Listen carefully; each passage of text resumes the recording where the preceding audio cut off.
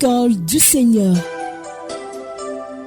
Allons à la découverte des vérités bibliques. À l'école du Seigneur, instruisons-nous au pied du Maître. Nous vous laissons en compagnie du révérend Dieudonné Ngombi. Quelle grâce avons-nous à nous retrouver au pied du Maître, afin de mieux le connaître. Le Maître n'est autre que le Seigneur Jésus-Christ, et le canal qu'il utilise, c'est le Saint-Esprit, afin de nous communiquer ses enseignements qui pourront nous aider à croître vers la maturité spirituelle. Au microphone, votre serviteur Dieudonné Ngombi. Le grand thème, vous le savez déjà, nous parlons de la pneumatologie ou la doctrine du Saint-Esprit. Et le sous-thème que nous étudions, ce sont les dons spirituels. Nous en étions au don de puissance. La fois passée, nous avons parcouru le don de la foi et les dons de guérison. Aujourd'hui, nous continuons avec les dons des miracles. Commençons d'abord par définir ce qu'est un miracle.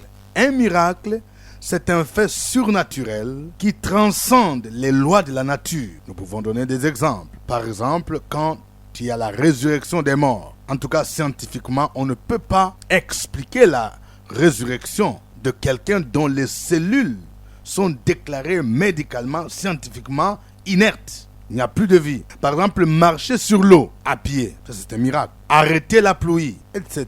Il y a deux mots grecs qui sont souvent utilisés dans la Bible, surtout dans le Nouveau Testament, pour désigner le miracle. Le premier mot, c'est dunamis, qui signifie également le pouvoir surnaturel. Un prodige, quelque chose qui étonne, c'est un dunamis, un miracle. Le deuxième mot qui est utilisé, c'est semeion, qui est traduit aussi par signe ou preuve. Donc un miracle, c'est aussi un signe, une preuve qui authentifie quelque chose. Dans la vie des hommes de Dieu, les miracles étaient des signes pour authentifier le message qu'ils donnaient, qu'ils étaient des envoyés de Dieu. Nous allons voir des exemples de dons de miracles dans l'Ancien tout comme dans le Nouveau Testament. Commençons d'abord par l'Ancien Testament. Le premier exemple, c'est celui de Moïse. Moïse, c'est ce grand leader que Dieu a utilisé pour libérer son peuple et le conduire vers la terre promise. Il était secondé par son frère Aaron. Quand nous lisons Exode chapitre 7, à partir du verset 10 à 12, nous découvrons comment Moïse et Aaron ont été utilisés devant Pharaon pour produire deux miracles qui démontraient la suprématie de Dieu des Israélites sur le Dieu de Pharaon. Lisons Exode 7, 10 à 12. Moïse et Aaron allèrent auprès de Pharaon et ils firent ce que l'Éternel avait ordonné. Aaron jeta sa verge devant Pharaon et devant ses serviteurs, et elle devint un serpent. Mais Pharaon appela les sages et les enchanteurs et les magiciens d'Égypte, et aussi en firent autant par leurs enchantements. Ils jetèrent tous leurs verges, et elles devinrent des serpents, et la verge d'Aaron engloutit leurs verges.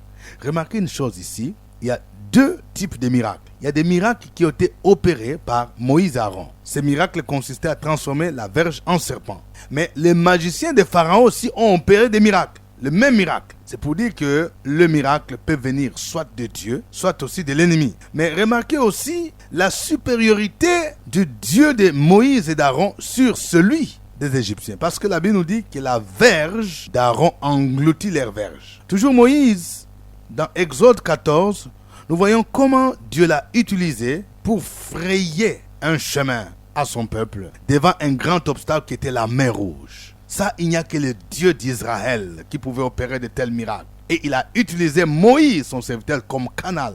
Si nous lisons Exode chapitre 14, du verset 21 au verset 29, la Bible nous montre comment Dieu a refoulé la mer par un vent d'Orient pour mettre la mer à sec. La Bible nous dit que Dieu a demandé à Moïse de lever sa verge et Dieu a opéré le miracle. Les eaux de la mer Rouge se sont fendues en deux, à telle enseigne que les enfants d'Israël sont passés au milieu de la mer à sec. Et quand les Égyptiens voulaient les poursuivre, la Bible nous dit qu'ils furent engloutis dans la mer Rouge. Ça, c'est un miracle. Toujours dans l'Ancien Testament, nous pouvons citer l'exemple de Josué qui fut le disciple de Moïse. Un jour en plein combat, à Gabaon, Dieu a utilisé cet homme pour ordonner au soleil de s'arrêter. Et le soleil s'arrêta. Ça transcende les lois de la nature. Lisons Josué 10, versets 12 à 13. Alors Josué parla à l'Éternel le jour où l'Éternel livra les Amoréens aux enfants d'Israël. Et il dit en présence d'Israël, soleil, arrête-toi sur Gabaon, et toi lune sur la vallée d'Ajalon. Et le soleil s'arrêta.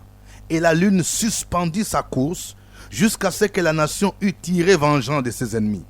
Cela n'est-il pas écrit dans les livres des justes? Le soleil s'arrêta au milieu du ciel et ne se hâta point de se coucher presque tout un jour. Nous pouvons citer également l'exemple d'Élie, ce grand prophète thaumaturge qui pouvait arrêter la pluie par ses prières. Dans 1 Roi chapitre 17, verset 1, il est écrit, Élie le Tisbite, l'un des habitants des Galates, dit à Akab, l'Éternel est vivant, le Dieu d'Israël, dont je suis le serviteur. Il n'y aura ces années ni rosée, ni pluie, sinon à ma parole. Quelqu'un qui déclare une parole. Il dit la pluie ne tombera point. Et effectivement, la pluie n'est point tombée pendant environ 3 ans. Un homme ordinaire n'a pas le pouvoir d'arrêter la pluie. Mais quand il est doté d'une capacité extraordinaire qui vient de Dieu, il a ce don d'opérer des miracles. Cela est possible.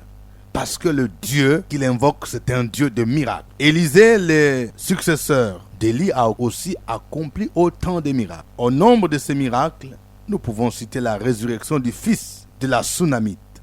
Nous trouvons l'histoire dans 2 Rois, chapitre 4, 32 à 37. Lisons ce passage. Lorsqu'Élisée arriva dans la maison, voici l'enfant était mort, couché sur son lit.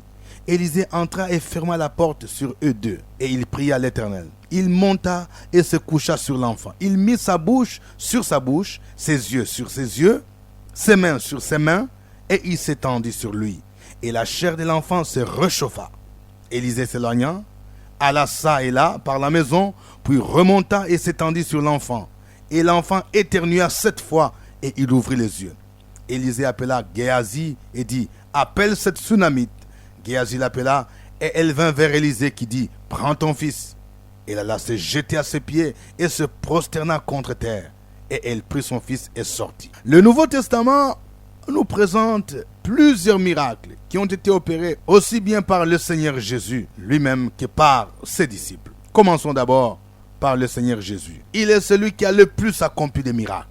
Et ce miracle attestait qu'il venait de Dieu. Étaient des signes, étaient des séméons qui attestaient qu'il était le Fils de Dieu, l'envoyé de Dieu. Nous pouvons citer quelques miracles. Jésus a calmé la tempête. Un jour, pendant qu'il traversait la mer à bord d'une barque en compagnie de ses disciples, la Bible nous dit qu'il y avait un grand tourbillon, une grande tempête qui faisait que l'eau entrait dans la barque. Et les disciples crièrent. Ils sentaient la mort. Mais la Bible nous dit que Jésus s'est levé. Il a menacé la tempête en disant « Silence, tais-toi ».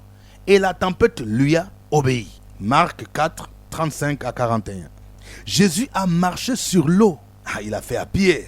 Un homme ordinaire, quand il ose marcher sur l'eau, il va s'enfoncer. Mais Jésus l'a fait sans s'enfoncer. Et ses disciples croyaient que c'était un fantôme. Mais il n'en était pas question. C'était lui le Fils de Dieu. Dieu lui-même qui était doté de capacités extraordinaires. Nous trouvons l'histoire dans Marc 4, 45 à 52. Jésus a multiplié le pain pour nourrir une foule de plus de 4000 personnes. Nous trouvons l'histoire dans Marc 6, 30 à 44. Jésus a ressuscité Lazare, quelqu'un qui a fait 4 jours dans le tombeau. Son corps se décomposait déjà, il sentait déjà. J'aimerais que nous puissions lire ce passage. Jean chapitre 11, 38 à 46. Jésus, frémissant de nouveau en lui-même, se rendit au sépulcre. C'était une grotte et une pierre était placée devant. Jésus dit, ôtez la pierre. Marthe, la sœur du mort, lui dit, Seigneur, il sent déjà, car il y a 4 jours qu'il est là. Jésus lui dit, n'ai-je pas dit que si tu crois, tu verras la gloire de Dieu? Ils ôtèrent donc la pierre, et Jésus leva les yeux en haut et dit, Père, je te rends grâce de ce que tu m'as exaucé. Pour moi, je savais que tu m'exauces toujours, mais je parlais à cause de la foule qui m'entoure, afin qu'ils croient que c'est toi qui m'as envoyé. Ayant dit cela, il cria d'une voix forte, Lazare, sort. Et les morts sortis, les pieds et les mains liés de bandes, et les visages enveloppés d'un linge. Jésus leur dit, déliez-les et laissez-les aller. Plusieurs des Juifs qui étaient venus vers Marie et qui virent ce que Jésus fit, crurent en lui. Mais quelques-uns d'entre eux allèrent trouver les pharisiens et leur dire ce que Jésus avait fait. Ça, c'est extraordinaire. Quelqu'un qui sent déjà, qui faisait 4 jours, même si dans la tradition juive de l'époque, l'on croyait qu'il y avait une possibilité de ramener quelqu'un à la vie, mais c'était après 3 jours seulement. Dès qu'on dépassait le 3e jour, selon la pensée, la philosophie juive, le corps se décomposait. Le corps était en putréfaction totale. Il n'y avait aucune possibilité. Mais quand Jésus de Nazareth, celui qui est venu du Père, celui qui est venu de Dieu, qui était doté de capacités extraordinaires, intervenait, il pouvait dire à Lazare de sortir. Et Lazare est sorti. Jésus a dit, celui qui croit en moi fera des œuvres que moi je fais. Il en fera même de plus grands. Ceci nous permet de croire que le temps des miracles n'est pas encore passé. Je sais que dans l'histoire de l'Église, il y a eu beaucoup de débats. Il y a ceux qui estiment que le temps des miracles est passé. D'autres encore disent que certains miracles extraordinaires qui se sont opérés dans les temps anciens, dans certaines époques, ne peuvent plus se faire aujourd'hui. Rien ne nous permet d'affirmer cela. Même si on peut constater que le miracle la main rouge ne s'est plus produit aujourd'hui.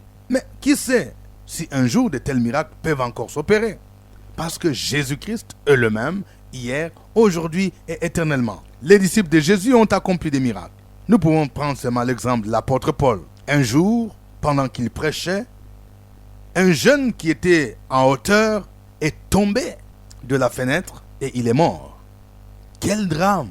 C'est alors que l'apôtre Paul commença à prier pour lui. Et la Bible nous dit que le jeune homme est revenu à la vie.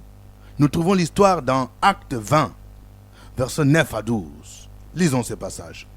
Or, un jeune homme nommé Étychus, qui était assis sur la fenêtre, s'endormit profondément pendant le long discours de Paul, entraîné par le sommeil. Il tomba du 3e étage en bas et il fut relevé mort.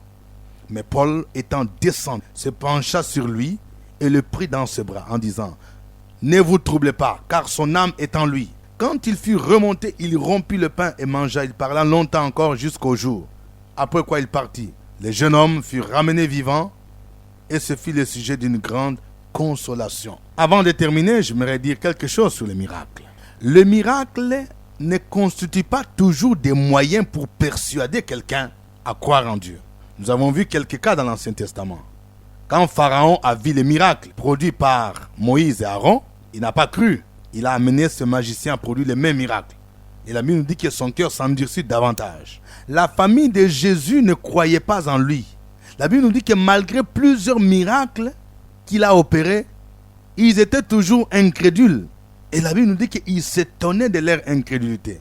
Nous trouvons cela dans Marc chapitre 6, 1 à 6. Deuxième chose que j'aimerais dire, qu'un accent excessif sur le miracle peut nous dérouter de l'évangile. En aucun cas, nous devons mettre le miracle avant la parole de Dieu. Quand Jésus a parlé à ses disciples, il a dit, allez prêcher la bonne nouvelle à toutes les nations et voici les miracles qui accompagneront ceux qui auront cru. Quelque chose qui accompagne, c'est-à-dire ça vient en arrière. De ce point de vue, l'accent devrait être mis sur la parole de Dieu et non sur le miracle. Troisième chose que j'aimerais dire sur le miracle, la nouvelle naissance avec la transformation de vie qui s'ensuit, c'est le plus grand miracle qu'un homme puisse connaître. La Bible nous dit que si quelqu'un est en Christ, il est une nouvelle créature. Les choses anciennes sont passées, toutes choses sont devenues nouvelles. Le fait que quelqu'un qui était un débauché, un ivrogne, un bandit, abandonne son ancienne vie et soit transformé, c'est le plus grand miracle que nous devrions rechercher aujourd'hui. D'ici là, portez-vous bien. Que Dieu vous bénisse. Au revoir. C'était à l'école du Seigneur avec le révérend Dieudonné Ngombi.